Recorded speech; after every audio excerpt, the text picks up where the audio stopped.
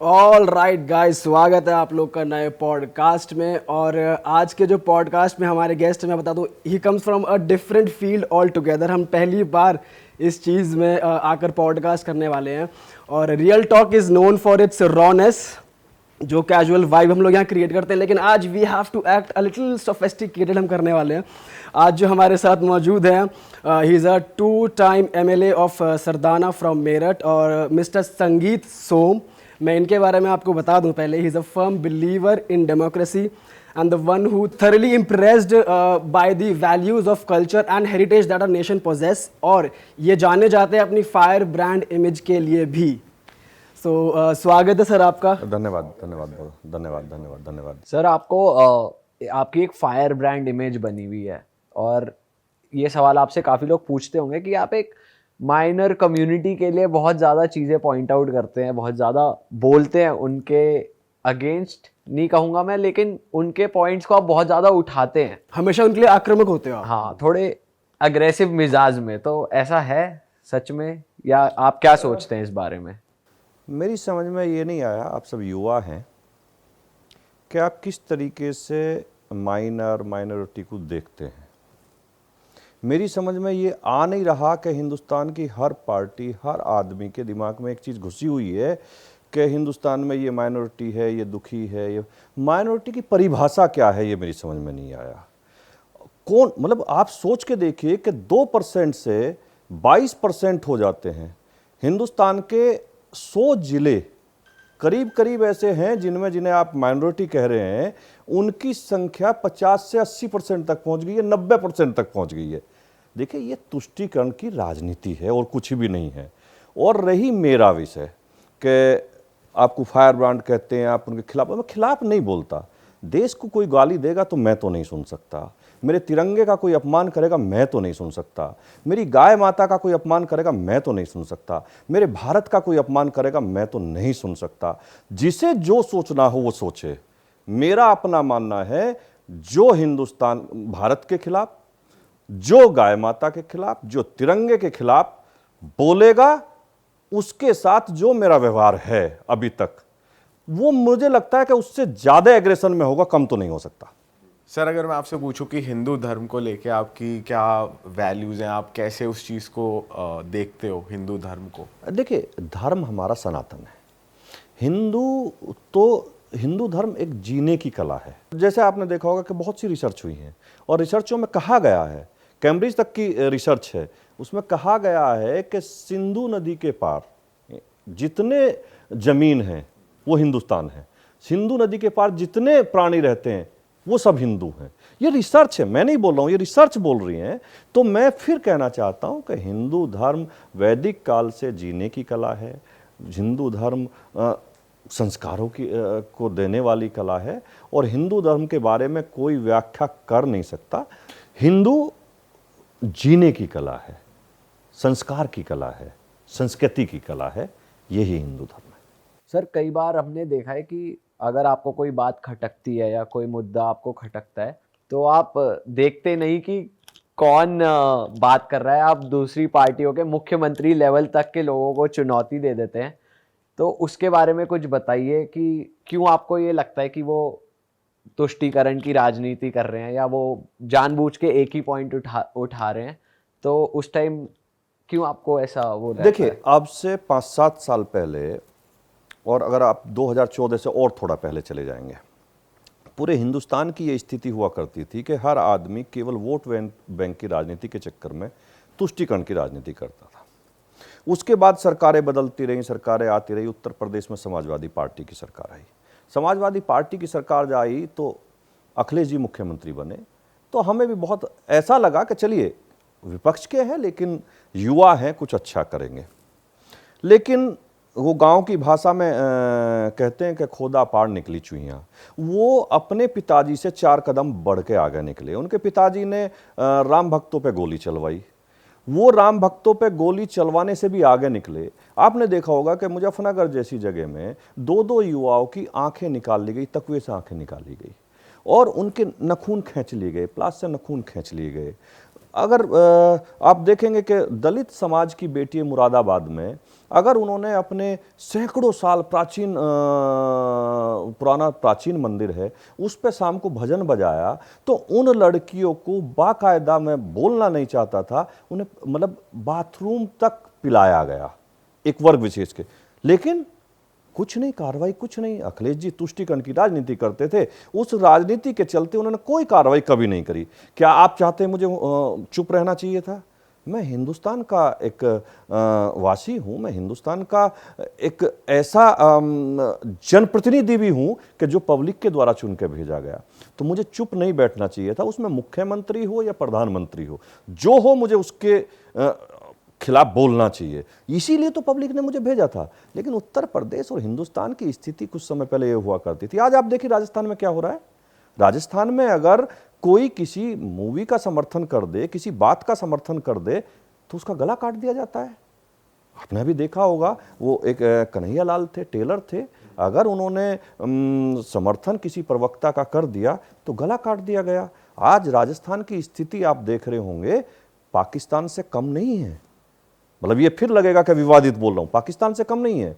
पश्चिमी उत्तर प्रदेश में आप चले जाएंगे, आज पाकिस्तान से कम नहीं है। उत्तराखंड का पूरा अगर आप बॉर्डर देखेंगे, पूरा बॉर्डर पे आप चले जाइए, जितने जिलों में आप चले जाएंगे, जिन्हें आप अल्पसंख्यक कह रहे हैं, वो बहुसंख्यक से कई गुना ज्यादा हो गए हैं। और वहां उसी तरीके के कारनामे करने शुरू कर दिए, जमीन कब्जाना, पीर के नाम पे, मस्जिद के नाम पे। आपने देखा होगा, आप मुरादाबाद कभी गए होंगे तो आपने देखा होगा कि एक हाईवे बन रहा है, हाईवे में जितने मंदिर आए सब हटा दिए गए। लेकिन अगर एक मजार बीच में आ गई, वो मजार अब तक खड़ी थी, वो भारतीय जनता पार्टी की सरकार जब आई तो एनएचआई वाले तब उसे हटाने की हिम्मत जुटा पाए। इसीलिए तो संगीत सोम जैसे लोग बोलते हैं। फिर आप लोग कह रहे हैं कि आप मुख्यमंत्री के खिलाफ बोलते हैं। इसीलिए तो बोलता हूं कि मंदिर हटाना बहुत आसान है। औरंगजेब ने भी हटाए, बाबर ने भी हटाए, सब ने हटाए, खिलजी ने भी हटाए। लेकिन अगर हम बोलेंगे तो हम हिंदुत्व की बात कर रहे हैं, हम हिंदूवादी हैं। हम हिंदूवादी बात नहीं, हम जो कानूनन होना चाहिए, जो सही से बात रखी जानी चाहिए, वो रखते हैं। यही है, मुझे लगता है इसके सिवा कुछ और नहीं है। सर, ये जो आपकी इमेज है फायर ब्रांड, ये एकदम जायज़ है, और आपके जो उत्तर देने का तरीका है और आपका जो स्टाइल है बोलने का विरोधी पार्टी के खिलाफ, वो एकदम जायज़ करता है इस चीज़ को। इसी के साथ एक सवाल मेरे माइंड में आ रहा है कि आपकी जो ये फायर ब्रांड इमेज बनी हुई है, क्या आपको कभी धमकी मिली है? अरे कभी आपको डर हुआ है कि यार मेरे साथ कुछ गलत ना हो जाए? क्योंकि सुनने में आया था आपकी टेरिटरी में भी एक हैंड ग्रेनेड डाला गया था एक बार। देखिए, मैं बताता हूँ, हैंड ग्रेनेड नहीं। पहली बात तो ये बताऊँ, मैं पारिवारिक व्यक्ति हूँ, मेरे भी बच्चे हैं, माँ बाप हैं, भाई है, बहन है, परिवार है। तो हर उस आदमी को डर लगता होगा जिसके पीछे फैमिली होती है। लेकिन उसके बावजूद भी रुड़की में गया था, मैं रुड़की में गया था और मैंने भाषण शुरू करा, वहाँ ब्लास्ट हो गया, एक बच्चे के चिथड़े उड़ गए। मुझे कई बार एजेंसियों ने बताया कि इनफैक्ट अभी मैं ये कहना नहीं चाहिए, किसी एक एसपी को मैंने किसी दूसरी स्टेट में अभी 2 महीने पहले फ़ोन किया। मैंने उनसे पूछा, मैंने कहा ये फला काम है, ये कर दो। उनको ठीक है साहब करता हूँ। मैंने पूछा आप जानते हो? तो उन्होंने कहा कि जानता क्या हूँ साहब, मेरे यहाँ 2 आतंकी पकड़े गए थे और उनके जेब में आपका फ़ोटो, आपके कौशाम्बी घर का फ़ोटो, आपके घर का नक्शा सब मिला। तो ऐसा अक्सर होता रहता है, ये तो कई बार हुआ है ऐसा। लेकिन अब डर वर नहीं लगता है, क्योंकि जब ये मान लिया हो कि अपने देश के लोगों के लिए काम करना है, अपने समाज के लिए काम करना है, अपने ऐसे लोग जो केवल तुष्टीकरण से निकलकर काम करना चाहते हैं उनके लिए काम करना है। तो लेकिन सर कभी ये आता है कि फैमिली पे कभी बात ना आ जाए, जैसे कि क्योंकि ऐसे लोग सोचते नहीं ना कभी। अक्सर ऐसा होता है, अक्सर ऐसा होता है। सोचते हैं यार, जब फैमिली में बैठते हैं तो फैमिली के सदस्य भी इस बारे में चर्चा करते हैं। लेकिन ये डर के घर नहीं बैठा जा सकता। अगर डर के घर बैठ, वो यही तो चाहते हैं, वो यही तो चाहते हैं कि इस तरीके के लोग जो समाज में सही बात करते हो, तुष्टीकरण की राजनीति करने वालों के खिलाफ बोलते हो, वो डर के घर बैठ जाएं, यही तो चाहते हैं। लेकिन कम से कम संगीत सोम तो ऐसा नहीं कर सकता। मैं तो नहीं डर कर बैठ सकता, सवाल ही नहीं उठता। सर अगर मैं पूछूं कि आज से पहले जितने भी नेता थे अपोजिट पार्टी के या जो भी कह लो, आपको क्या कमी लगती है कि किस चीज़ की कमी रही है उनमें? लीडरशिप क्वालिटी उनमें, अगर लीडरशिप की बात करें तो उसमें क्या कमी रही है? कांग्रेस चिल्ला चिल्ला के आज भी नेहरू जी के नाम पे वोट मांगना चाहती है, लेकिन वही नेहरू जी हैं कि जिन्होंने देश का बंटवारा कर दिया। और देश का बंटवारा जिन्ना के कहने के बाद नेहरू जी ने इसका बंटवारा करा। इसके आज भी दोषी अगर मैं तो मानता हूं वो नेहरू जी हैं, और इस देश को अगर बर्बादी के कगार पे किसी ने खड़ा किया तो वो नेहरू जी थे। कांग्रेस जिनके आइडियल नेता नेहरू हैं, मुझे नहीं लगता वो देश में कभी कुछ कर सकती है। नेता तो जमीन से निकल के बनता है। हम गांव देहात के लोग हैं, आप सब गांव देहात के हैं। आपने देखा होगा ये सब परिवार से जब बच्चा पैदा होता है ना, तभी से सीखता है मिट्टी की खुशबू कैसी होती है। इन लोगों को कैसे पता लगेगा? हमेशा तो कालीन पे चले हैं ये लोग, तो हमेशा कालीन पे चलने वाले पैदा हुए ना। आपने देखा होगा जब गांव में बच्चा चलता है और बच्चा घुटने चलना शुरू करता है तो माँ क्या कहती है? अरे नहीं बेटा, उधर मत जाना, चिकनी मिट्टी है, रपट जाएगा। इधर मत जाना, रेतीली मिट्टी है, घुटना छिल जाएगा। तो जो वहां से निकल के आया ना, वो राजनीति जानता है। मोदी जी वहां से निकल के आए हैं, योगी जी वहां से निकल के आए हैं, और भारतीय जनता पार्टी के अधिकतर नेता वहीं से निकल के आए हैं। किसी ने लॉन्च नहीं किया है ऊपर से। उन्हें मिट्टी का पता है, कहाँ चिकनी मिट्टी है, कहाँ खुरदरी मिट्टी है, कहाँ दोमट मिट्टी है, कहाँ फसल होगी। और अगर राहुल जी को ये पता होता तो वो आलू से सोना नहीं बना पाते, आलू से सोना नहीं निकाल पाते वो मशीन में। उन्हें पता ही नहीं है कि आलू जमीन के अंदर पैदा होता है या पेड़ पर लटकता है। गन्ना जमीन के नीचे से पैदा होकर आता है, ये पेड़ पे पैदा, तो उन्हें पता नहीं है। ये बेसिक जो फर्क है वो ये है। टेक्नोलॉजी और इसके फर्क तो मैं दुनिया भर के बता सकता हूं, लेकिन बेसिक फर्क है कि जानकारी का ना होना। सर डेफिनेटली सर, हमारे जो पीएम है वो अमेजिंग जॉब कर रहे हैं, हमारे देश को भी हर जगह रिप्रेजेंट कर रहे हैं और देशों में जाके। और नो डाउट योगी जी भी बहुत अच्छा काम कर रहे हैं यूपी में, और जिस तरह से बदमाशी उन्होंने कम करी है वो तो नेक्स्ट लेवल है सर। ये तो जेन्युइन फीडबैक हमें मिलता है। बदमाशी का आपको पता था कि जिस जमीन पे अतीक जैसे गुंडे, मुख्तार जैसे गुंडे और दुनिया भर के गुंडे जिस जमीन पर हाथ रख देते थे उनकी हो जाती थी। आज वो जमीन जिनकी थी उन्हें मिल रही है ना वापस। उत्तर प्रदेश में आपने देखा है जितनी जमीन कब्जाई गई थी वो सारी खाली करा के गरीबों के मकान बन रहे हैं। उन्हीं की जमीन थी वो अतीक के बाप की जमीन नहीं थी, वो मुख्तार अंसारी के बाप की जमीन नहीं थी। वो आप देखेंगे एक सहारनपुर में माफिया है, बाले होता था। आप सोच के देखिए एक रेडी चलाने वाला 1 लाख करोड़ का आदमी कैसे बन सकता है साहब 2 साल में? चूंकि मायावती जी के पूरे धन कलेक्शन का वो अड्डा बना हुआ था, वही करता था सारा। तो इस तरीके के लोगों को माफियागिर्दी भारतीय जनता पार्टी जब से आई है पूरे देश में खत्म हुई है, पूरे उत्तर प्रदेश में खत्म हुई है। अब आप देश की पूछेंगे, आप मुझे बताइए कोई महीना जाता था, महीने 2 महीने में लाजपत नगर में ब्लास्ट हो गया, फला जगह ब्लास्ट हो गया, फला जगह ब्लास्ट हो गया। आज 2014 के बाद मैं भगवान से डर के कह रहा हूं, बताइए क्या कोई ब्लास्ट हिंदुस्तान में हो पाया? यही मोदी जी हैं, यही मोदी जी हैं, और यही फर्क है। रोज ब्लास्ट होते थे, लोग घर से निकलने में डरते थे। लाजपत नगर जाऊंगा, फला जगह जाऊंगा, कहां ब्लास्ट हो जाएगा? ये जमीन आसमान का अंतर है। यूपी में तो सर व्यापारी भी डर डर के व्यापार कर रहे हैं, क्योंकि बदमाश उनको छेड़ रहे हैं, आके हफ्ता ले रहे हैं, कुछ कर रहे हैं। तो वो भी बहुत कम हुआ है कि उनको भी इस चीज से मैं सरधना से 2 बार विधायक रहा हूं। आप वहां जाके पता करना व्यापारियों से पता करना। मेरे विधायक बनने से पहले वहां ये स्थिति हुआ करती थी कि 5 बजे शटर डाउन, 5 बजे के बाद कोई व्यापारी दुकान नहीं खोलता था। व्यापारियों की दुकान पर लोग आते थे, सामान बंधवा लेते थे और पैसे नहीं देते थे। व्यापारी को फोन आ जाता था कि इतने पैसे देने, नहीं तो आपकी हत्या हो जाएगी। कई व्यापारियों की हत्या हुई भी। मैं 10 साल वहां एमएलए रहा हूं। मैं गारंटी के साथ कह सकता हूं, एक गुंडे की हिम्मत नहीं कि कस्बे में एक आदमी से रंगदारी मांग लेता, एक सिंगल आदमी से। एक गुंडे की हिम्मत नहीं हुई कि सामान खरीदने के बाद पैसे ना देता। यही नेतृत्व की क्षमता होनी चाहिए। ये आज उत्तर प्रदेश और देश का जो नेतृत्व कर रहे हैं वो मोदी जी हैं, योगी जी हैं, उनकी क्षमता है ये। और नेता जब हिस्सा बांटने लगेगा, अखिलेश जी हो, मायावती हो, कांग्रेस हो, इनके टाइम में तो हिस्से बढ़ते थे ना, माफियाओं से हिस्से बढ़ते थे, और उन्हीं माफियाओं को ये पैदा करते थे, फिर उन्हें नेता बनाते थे, उन्हें सेफ जोन में ले जाते थे। उन्हें सेफ जोन, किसने मुख्तार अंसारी को एमपी एमएलए बनाया? अतीक को किसने बनाया? अफजल को किसने बनाया? जितने गुंडे थे किसने एमपी एमएलए बनाया? चाहे समाजवादी हो, चाहे कांग्रेस हो, चाहे बसपा हो, इन्हीं का करा धरा था। लेकिन आज वे गुंडे जहां होने चाहिए, फिर आप कहोगे तुष्टीकरण की बात कर रहे हैं, उनकी 2 ही जगह है, या तो जेल के अंदर या उनके अल्लाह मियाँ के पास। तो मुझे लगता है कि अधिकतर अल्लाह मियाँ के पास गए, जो बचे हैं वो जेल के अंदर है। सर अभी देश में G20 का माहौल है, G20 समिट हो रही है, आपको क्या लगता है कि ये कैसे इंडिया को फायदा देगी? मैं दुनिया की बहुत कंट्रियों में जाता हूँ, आप भी जाते होंगे, 2014 से पहले भी जाते थे, 2014 के बाद भी जाते हैं। मैं अभी एक कंट्री में गया था, मेरा एक छोटा भाई है, वो मेरे साथ था। मैं आपको ये बिल्कुल नेचुरल बता रहा हूँ।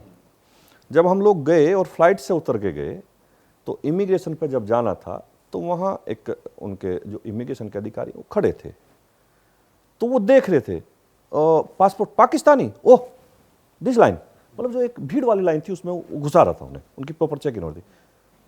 ओह हमारा ओरिजिनल पासपोर्ट हिंदुस्तानी, ओह गुड नमस्ते, और करके ऐसे निकाला, जाइए आप सेफ लाइन से निकाल। ये फर्क है। आज पूरी दुनिया में हिंदुस्तान के वो इज्जत है कि आप सोच नहीं सकते। आज पूरी दुनिया में अमेरिका के राष्ट्रपति हिंदुस्तान आने के लिए कितने मतलब उत्सुक हैं। होता क्या था कि हमारे यहाँ तो अगर अमेरिका के राष्ट्रपति आए तो प्रधानमंत्री कोशिश करते थे कि छाता लेकर खड़े रहें। आज उल्टा है। आज जब मोदी जी अमेरिका जाते हैं तो वहाँ के राष्ट्रपति छाता लेकर खड़े होते हैं। मोदी जी किसी देश में जाते हैं तो वहाँ का प्रधानमंत्री मोदी जी के पैर छूता है। वो मोदी जी के पैर नहीं छूता, वो पूरे हिंदुस्तान के पैर छूता है। इतना जमीन आसमान का अंतर 2014 से पहले हिंदुस्तान और आज के हिंदुस्तान में। G20 हमने कभी सोचा था हम G20 जैसे आयोजन की अध्यक्षता करेंगे? आज देश उसकी अध्यक्षता का पूरी दुनिया की नज़रें टिकी हुई हैं। आज बाइडेन हैं, वो 4 दिन पहले आ रहे हैं, 3 दिन पहले आ रहे हैं। आज रूस के राष्ट्रपति वो क्यों नहीं आ पाए वो भी जानते हैं कि उनके यहाँ कुछ चला, लेकिन उनके विदेश मंत्री आ रहे हैं। आज पूरी दुनिया के राष्ट्रपति प्रधानमंत्री इस आयोजन में आने के लिए उत्सुक हैं और हिंदुस्तान पूरा देख रहा है और गर्व के साथ हर नागरिक का सीना फूल जाता है जब वो न्यूज़ देखता है कि हिंदुस्तान का आज क्या जलवा है। सर ये तो हमें भी फील होता है कि जो इंडियन ऑडियंस है, हिंदुस्तान की जो जनता है, बाहर के लोगों को चाहिए कि भाई हमारे भी ये हिस्सा बने और हमारी जो कंपनी है वो यहाँ पे आए, हमारे प्रोडक्ट्स लें, प्रोडक्ट वाइज कह लो, बिजनेस वाइज कह लो, या क्योंकि सोशल मीडिया इतना ज़्यादा फैल गया और हमारी इतनी ज़्यादा जनता है तो उनको चाहिए कि भाई हाँ कि इंडियन ऑडियंस हो हमारी। एक बीमारी हुआ करती थी पोलियो। हिंदुस्तान को पोलियो की दवाई बनाने में मेरे ख्याल से 25, 30, 40 साल लगे।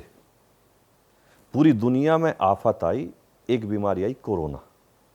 दुनिया में हिंदुस्तान ने सबसे पहले अपनी दवाई लॉन्च की और लॉन्च नहीं की, पूरी दुनिया में फ्री बांटने का काम किया। ये हिंदुस्तान का पहले हिंदुस्तान का और आज का फर्क है।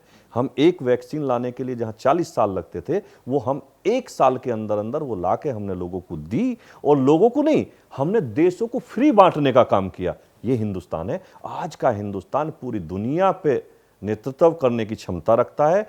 और जो ये हम कहते हैं ना कि विश्व गुरु बनेगा, यही तो होता है। अगर हमने योग दिवस शुरू करा तो पूरी दुनिया ने मनाना शुरू कर दिया ना, हर कंट्री ने शुरू कर दिया ना। यही होता है, हिंदुस्तान पूरी दुनिया पे का नेतृत्व करने की क्षमता रखता है।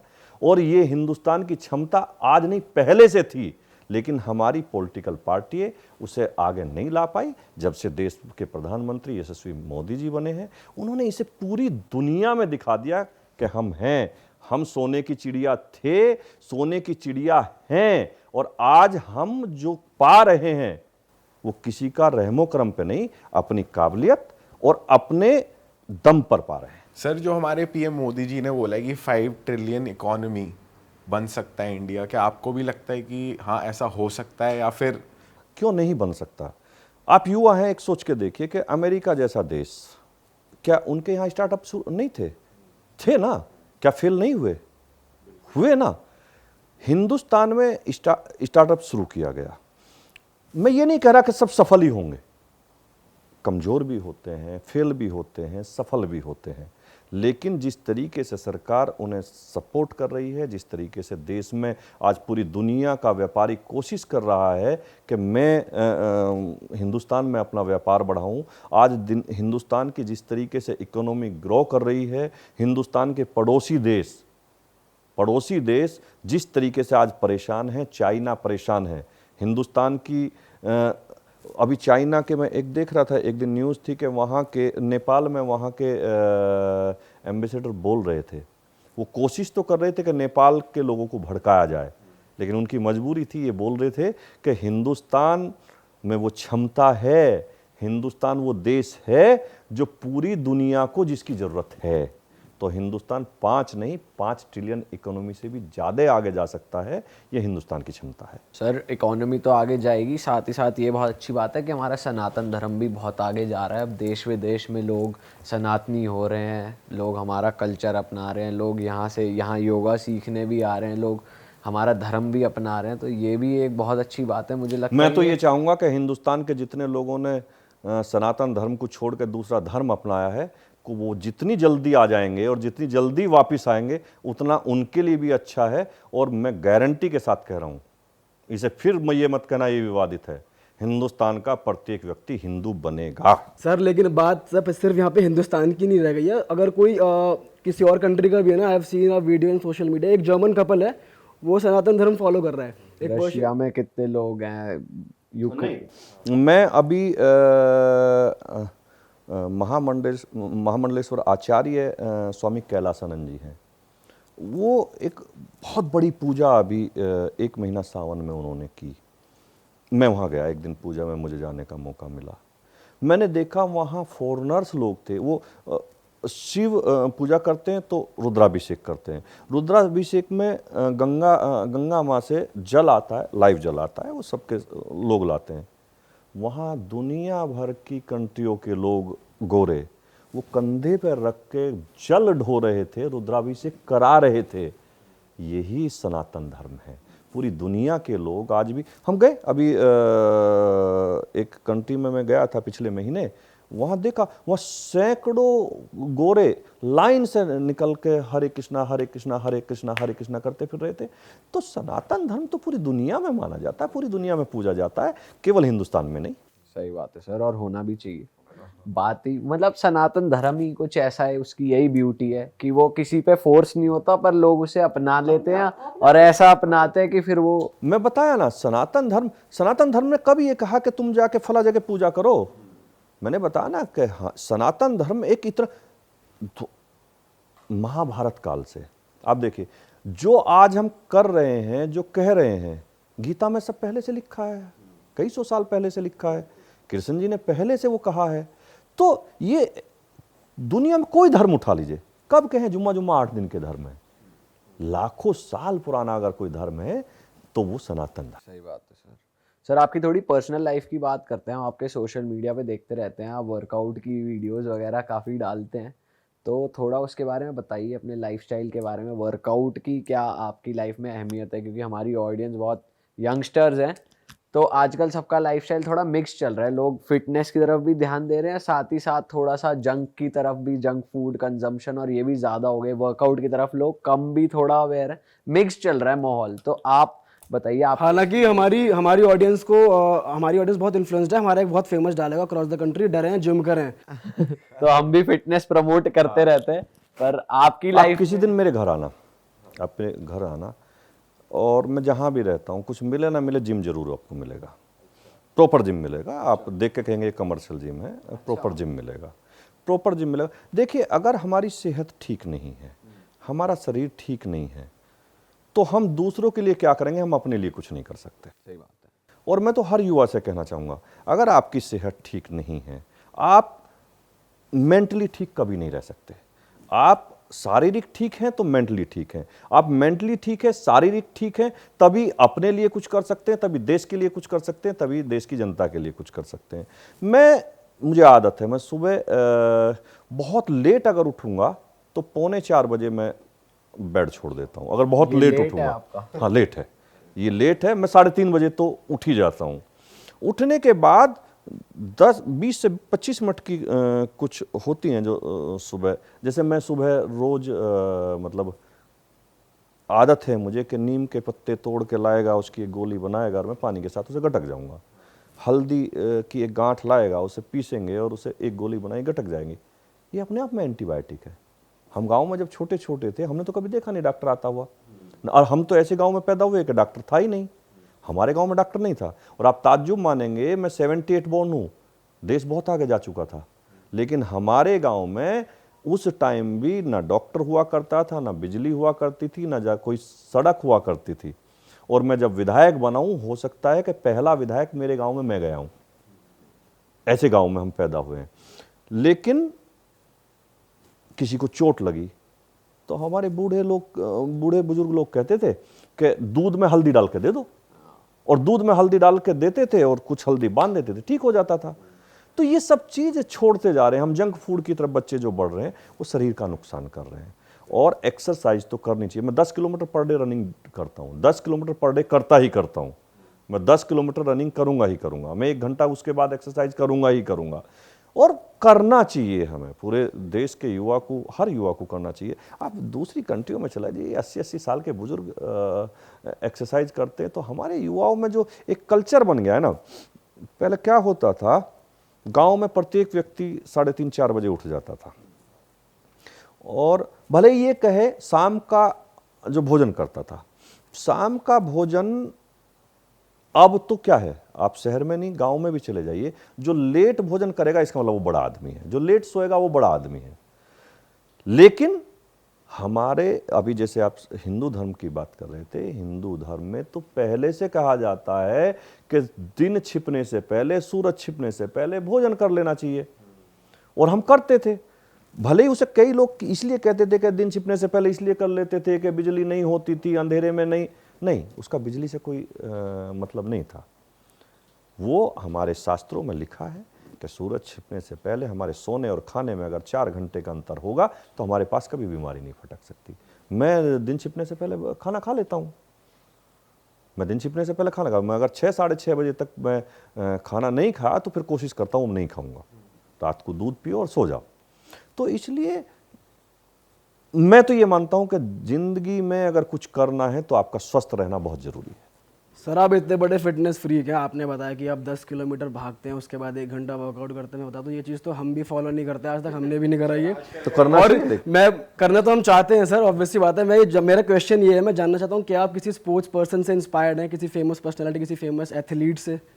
मैं बिल्कुल किसी से इंस्पायर्ड नहीं हूं। मैं अपने देश की संस्कृति से, अपने देश के जो हमारी वैदिक संस्कृति से, जो हमारे ऋषि मुनियों से, और देखिए ना योगा आज आया है, ना फिटनेस का आज आया है, ये तो हजारों करोड़ों साल से हमारे ऋषि मुनियों की देन है जो हमें आज दिया है। मैं उसे ही फॉलो करता हूँ, और उसे ही फॉलो करते हुए उसे अपनी सेहत का ध्यान रखता हूँ। अब आप सोचिए, मैं आपके साथ बैठा हूँ तो आप जैसा लग रहा हूँ, नहीं तो सर आप तो यंग लग रहे हो हमसे भी। नहीं तो तुम्हारी एज का मेरा बेटा है, मेरा बेटा कॉलेज कर रहा है, मेरी बेटी कॉलेज मास्टर कर रही है। आप सोच के देखिए। सही बात है सर। सर आपके बेटे भी करते हैं इतना वर्कआउट आपके? वो करता है, मैंने लाइन पे लगा दिया और वर्कआउट करता है। इतना ही करता है, आपको तो मैच नहीं कर पाते कि मैं अज्यूम कर रहा हूँ। हाँ, वो रनिंग इतनी नहीं कर पाता। वो रनिंग मेरे साथ जब रनिंग करता है तो वो कहता है पिताजी कहता है कि पिताजी बस अब नहीं दौड़ पाऊंगा, लेकिन वर्कआउट अच्छा करता है। हाँ नहीं सर, डेफिनेटली करना चाहिए, सबको इस चीज़ से मोटिवेट होना चाहिए कि लोग और वर्कआउट करें।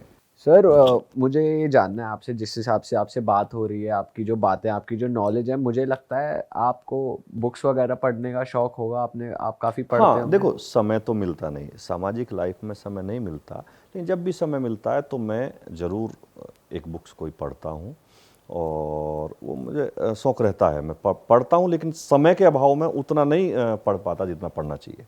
कौन सी बुक है सर? जैसे मैं अभी लेटेस्ट में दोबारा से पढ़ रहा हूँ रिच डैड पुअर डैड। हाँ सर, ये तो यंगस्टर्स में भी काफ़ी। हाँ, मैं बहुत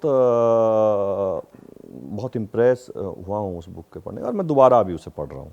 सर कोई एक बात उस बुक से जो मैं चाहता हूँ आप हमें और हमारी ऑडियंस को भी बताओ। देखिए, उसमें एक बहुत अच्छी लाइन लिखी हुई है, और मैं उससे बहुत इम्प्रेस हूँ।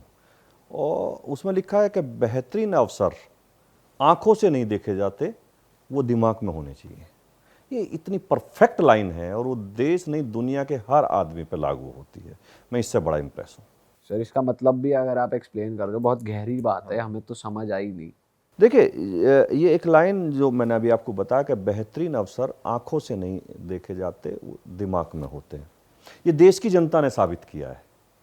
उन्हें पता था कि नरेंद्र मोदी देश के लिए अवसर हैं, वो ना देखते हुए भी दिमाग में रखा हुआ था और पूरी हिंदुस्तान की विपक्षी पार्टी एक हो गई, लेकिन एक चाय वाले को प्रधानमंत्री बनाया। ये लोगों के दिमाग की उपज थी, ना कि किसी ने उन्हें बताया हो। तो यही मैं कहता हूं कि बेहतरीन अवसर हमेशा आंखों से नहीं देखे जाते, वो दिमाग में रखे जाते हैं। सर बुक्स की बात हो रही है, तो अभी रिसेंटली यूपी गवर्नमेंट ने एक डिसीजन लिया कि बच्चों को जो हिस्ट्री पढ़ाई जाती है उसमें थोड़े चेंजेस होंगे, मुगल हिस्ट्री के मेजर पार्ट्स हटाए जा रहे हैं। मुझे लगता है पूरे हिंदुस्तान से हटा देने चाहिए। मुगल पार्ट हिंदुस्तान में, आक्रांताओं के पार्ट नहीं पढ़ाए जाने चाहिए। हम अपने बच्चों को उन लोगों की शिक्षा नहीं दे सकते जिन्होंने इस देश को लूटा है। हम उन्हें ये शिक्षा नहीं दे सकते कि उन्होंने कितनी बहन बेटियों के साथ बलात्कार किया है। हम ये नहीं दे सकते कि एक आक्रांता आया और उसने सैकड़ों मंदिर हिंदुस्तान में तोड़े और मस्जिद बना दी। देखिए, इस देश का दुर्भाग्य रहा है। कांग्रेस ने 70 सालों में क्या किया? कांग्रेस, आप इतिहास उठा के देखना, कांग्रेस जब सत्ता में रहती है तो एचआरडी मिनिस्टर अधिकतर बार एक वर्ग विशेष के रहे हैं और उन्होंने हमेशा ये पढ़ाया कि अकबर महान था, बाबर महान था, खिलजी महान था। वो एक नहीं 80 बार उनका जिक्र हमारे एनसीईआरटी के कोर्स में है। महाराणा प्रताप 3 बार, पृथ्वीराज चौहान 1 बार। और देश के इतने महापुरुष हो जाए, चाहे शिवाजी रहे हों, चाहे महाराणा प्रताप रहे हों, चाहे महारानी लक्ष्मीबाई रही हों, अहिल्याबाई होलकर रही, जो देश में वास्तव में जिन्होंने देश के लिए किया है, जिन्होंने देश के लिए अपना सब कुछ समर्पित किया है, जिन्होंने देश के लिए अपना बलिदान दिया है, चाहे भगत सिंह रहे हैं, सुभाष चंद्र बोस रहे हों, उनके बारे में ना सोच के केवल वोट की राजनीति करी, केवल वोट की। और उन्होंने एक वर्ग विशेष के एचआरडी मिनिस्टर बनाए और उन्होंने यही सब गलत सलत चीज बच्चों को सिखाने का काम किया। यूपी गवर्नमेंट ने शुरू किया है और मैं तो मुझे लगता है कि एनसीईआरटी की सभी बुक्सों में ये सब चेंज होना चाहिए और अपनी संस्कृति, अपने कल्चर के बारे में हिंदुस्तान में बच्चों को पढ़ाया जाना चाहिए। क्योंकि मैं आपको बताऊं कि हिंदुस्तान की संस्कृति, हिंदुस्तान का कल्चर आप पूरी दुनिया में चले जाइए, कहीं नहीं मिलेगा, कहीं नहीं मिल सकता। ये मैं जब बहुत देशों में गया हूँ, अक्सर जाते हैं, वहाँ देखते हैं बड़ी अच्छी अच्छी रोड हैं, बड़ी अच्छी अच्छी बिल्डिंग हैं और देखते हैं कि ये तो बहुत आगे चले गए हैं इनके। हमारे यहाँ ये 5G 6G की बात कर रहे हैं, जब हमारे यहाँ 3G था। लेकिन जब पूरी दुनिया में घूम के और विचार किया जाता है ना, तो लगता है कि हिंदुस्तान इनसे हजारों साल आगे है और वो संस्कृति और संस्कार हैं, वो कभी नहीं मिल सकते। और संस्कृति और संस्कार में अक्सर मेरा मानना ये है कि हम जमीन पर आकर नहीं लेते वो कभी भी, वो तो हम माँ के पेट से लेकर आते हैं। हिंदुस्तान का हर बच्चा संस्कार और संस्कृति माँ के पेट से लेकर आता है। देखो उसका मैं ये कभी सोचते नहीं होगे आप लोग। गांव में आपने देखा होगा, एक माँ जब गर्भवती होती है, कोई महिला गर्भवती होगी, तो जो बूढ़ी अम्मा होंगी वो क्या कहेंगी? जिस कमरे में बहू सोएगी उसमें कृष्ण जी का फोटो लगा दीजिए, भगवान रामचंद्र जी का फोटो लगा दीजिए, सीता मैया का फोटो लगा दीजिए, महाराणा प्रताप का फोटो लगा दीजिए। उसका कारण क्या है आप नहीं समझते। उसका कारण ये है कि गर्भ में पलने वाला बच्चा जब पैदा होगा तो उनके जैसे संस्कार लेकर आएगा। तो इसलिए मैं हमेशा कहता हूं संस्कार जमीन पर आकर नहीं मिलते, हम माँ के पेट से लेकर आते हैं।